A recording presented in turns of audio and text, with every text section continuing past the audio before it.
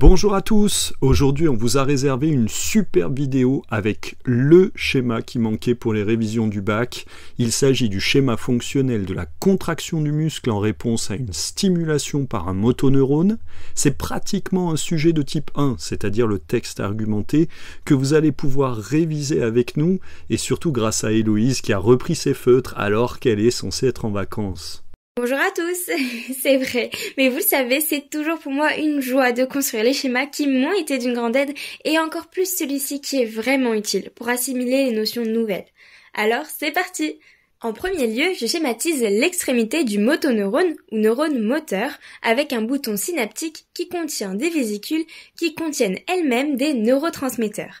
Ici, il s'agira de l'acétylcholine, abrégée ACH. En dessous, je schématise la membrane de la cellule musculaire qui s'appelle le sarcolème. Celle-ci s'invagine vers l'intérieur pour former des tubules T ou tubules transverses. Je termine ce décor entre guillemets par le réticulum endoplasmique qui est appelé réticulum sarcoplasmique dans ces cellules. Ces structures forment ce que l'on appelle une triade. Je peux également ajouter que la triade correspond en fait à un tubule T associé à deux citernes transverses du réticulum sarcoplasmique, ce qui n'est pas visible sur ce schéma, mais également ce qui n'est pas au programme de terminale d'ailleurs. Et avant d'entrer dans le vif du sujet, je vous conseille de regarder la vidéo sur la transmission du message nerveux dans un neurone et au niveau de la synapse pour être parfaitement au point. On vous met le lien au-dessus. En effet, ce sera utile car nous allons maintenant voir comment un message nerveux transmis par le neurone va permettre la contraction du muscle au niveau de la synapse neuromusculaire. Accrochez-vous car il y aura 8 étapes à enchaîner. En premier, j'ajoute des plus et des moins pour montrer l'arrivée d'un potentiel d'action PA. Je rappelle rapidement que le potentiel d'action correspond à un message de type électrique avec une inversion de la polarisation membranaire. L'arrivée du PA va induire le mouvement des vésicules de neurotransmetteurs, étape 2, qui vont fusionner avec la membrane et permettre la libération de leur contenu par un phénomène appelé exocytose, c'est l'étape 3. Les neurotransmetteurs vont diffuser dans la fente synaptique et se fixer sur les récepteurs nicotiniques à l'acétylcholine, qui sont des structures de type canal. Ainsi, la fixation d'acétylcholine induit l'ouverture des récepteurs, ce qui permet l'entrée d'ion Na+, c'est l'étape 4. Il y a alors une dépolarisation qui correspond à un nouveau potentiel d'action, mais il s'agit cette fois-ci d'un potentiel d'action musculaire PAM. J'en profite pour rappeler que ce récepteur canal à l'acétylcholine, c'est ce qu'on appelle le récepteur nicotinique à l'acétylcholine. Il est sensible à la nicotine et il est aussi, on l'a déjà vu dans une autre vidéo, sensible au curare. Et dans ce cas-là, le récepteur va être verrouillé et fermé et la contraction n'est pas possible. Par contre, quand l'acétylcholine se fixe, que se passe-t-il, Héloïse ? Il y a alors une dépolarisation qui correspond à un nouveau potentiel d'action, mais il s'agit cette fois-ci d'un potentiel d'action musculaire PAM. Le potentiel d'action musculaire présente pratiquement les mêmes caractéristiques qu'un potentiel d'action neuronale, avec le tracé classique que tu as schématisé, mais les valeurs peuvent légèrement diverger à cause de variations de concentration de certains ions dans la cellule, notamment les ions chlorure et les ions potassium. Le PA musculaire et l'entrée d'ion Na+, vont induire l'ouverture de canaux à calcium, Ca2+, sodium dépendant, placés sur les tubules T et le réticulum sarcoplasmique. Le phénomène va s'amplifier car d'autres canaux à calcium sont ouverts par le calcium. Les ions calcium vont alors être libérés dans le cytoplasme ou sarcoplasme, c'est notre étape 5. Ils vont alors se fixer sur des protéines régulatrices qui composent le sarcomère, c'est notre étape 6. Ah, on rentre dans le vif du sujet, le sarcomère. Qu'est-ce que c'est que ce truc ? Alors là, il faut se concentrer car ce n'est pas facile. Mais avec le schéma, vous allez tout comprendre. Les sarcomères sont des structures répétées constituées par les protéines musculaires, également appelées myofibrilles. On peut observer la structure générale du sarcomère grâce au microscope électronique à transmission MET. Chaque sarcomère est délimité par deux stries Z, on parle aussi de disque Z. Entre les deux, on distingue une bande I très claire et une bande A plus sombre, mais avec une partie légèrement plus claire au centre. Une autre petite précision importante, La bande I entière est en fait à cheval sur la strie Z, dans 2 sarcomères successifs. Ainsi, chaque sarcomère contient une demi-bande I d'un côté, la bande A au centre, et une autre demi-bande I sur l'autre côté. C'est bien ce que je disais, ce n'est pas si facile. Les bandes A et I contiennent différentes protéines, ce qui leur donne leur teinte plus ou moins sombre. L'observation des sarcomères en coupe transversale montre que les bandes I ne contiennent que des filaments fins d'actine que je schématise à la règle pour que ce soit plus lisible. Comme les filaments sont fins, la bande paraît plus claire. De leur côté, les bandes A contiennent également des filaments épais de myosine, ce qui les rend plus sombres.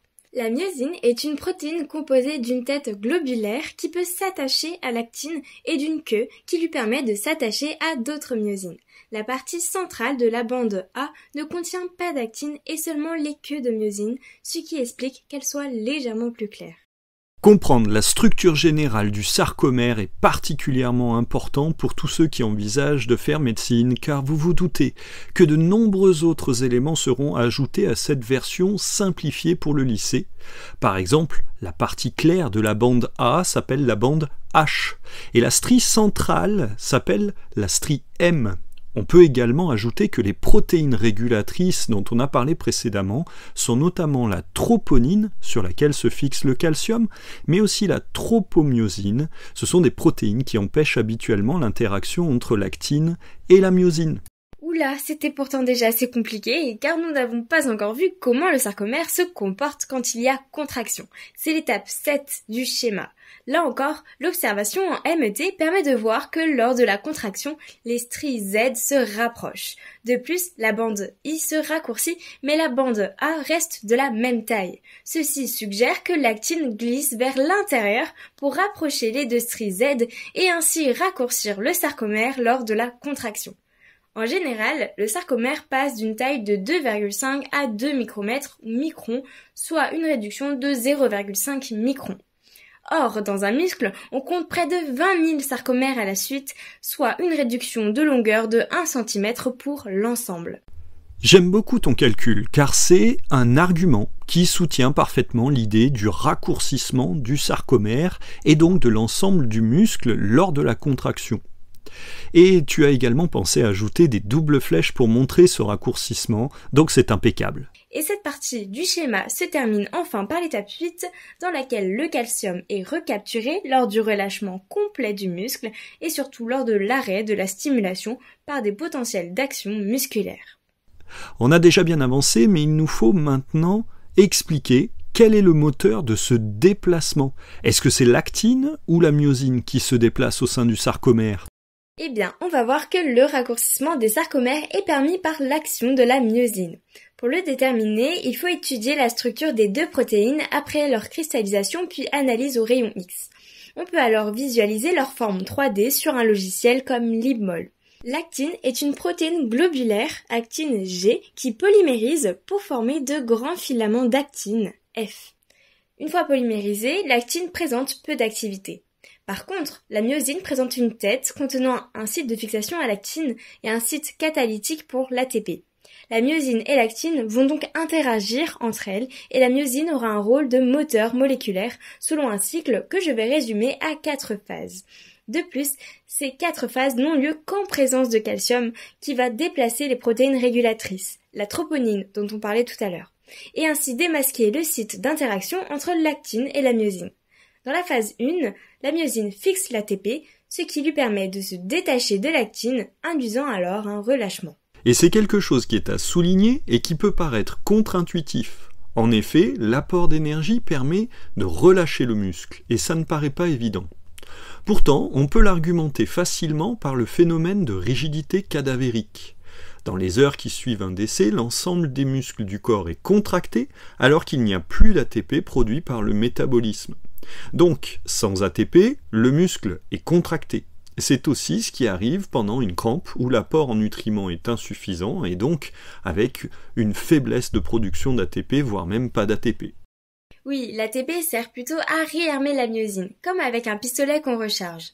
Après le détachement de la myosine, la phase 2 correspond à l'hydrolyse de l'ATP par la myosine, ce qui forme de l'ADP qui reste fixé à la myosine et un phosphate inorganique, PI, qui est libéré. L'hydrolyse de l'ATP induit la rotation de la tête de myosine qui reste toujours détachée de l'actine, mais dans une conformation ouverte avec un angle important. Le pivotement de la tête de myosine est très important, vous le comprenez, puisque c'est ce qui va permettre de s'allonger puis ensuite de tracter l'actine et donc de permettre le mouvement. On peut l'argumenter avec l'IBMOL en mesurant l'angle de la tête de myosine avec les filaments d'actine. Puis dans la phase 3, la myosine se fixe à l'actine et libère son ADP. Vous le verrez sur certains sites internet, à ce moment-là on dit que la myosine est dans un état pré-power stroke, c'est-à-dire avant le coup de force. Enfin, durant la phase 4, la tête de myosine pivote à nouveau pour revenir à sa conformation initiale. Cela tire sur les filaments d'actine et permet le raccourcissement du sarcomère, en particulier les bandes I. C'est durant cette phase que le muscle se contracte et on parle de phase motrice. Le cycle pourra recommencer à nouveau en présence d'ATP et tant qu'il y a du calcium et donc des potentiels d'action musculaire. Tu as parfaitement expliqué le phénomène, Héloïse, et c'est pour cela que l'on parle de couplage excitation-contraction. Cela implique à la fois l'apport du message nerveux avec l'acétylcholine et le potentiel d'action musculaire, mais aussi l'interaction entre l'actine et la myosine. En tout cas, je ne sais pas vous, mais moi je suis vraiment impressionné par ce schéma. Bravo à toi Héloïse, car tu l'as réalisé d'une main de maître. Merci à vous, c'est un réel plaisir que je veux partager avec tous ceux qui, comme nous, ont attrapé le virus de la biologie. J'espère qu'il vous sera utile pour réviser votre cours et le bac. Merci à tous d'avoir regardé cette vidéo. Comme d'habitude, n'oubliez pas que pour bien comprendre les schémas, vous devez les refaire et vous les approprier. N'hésitez pas à commenter également si vous avez des questions et à très bientôt pour de nouvelles vidéos.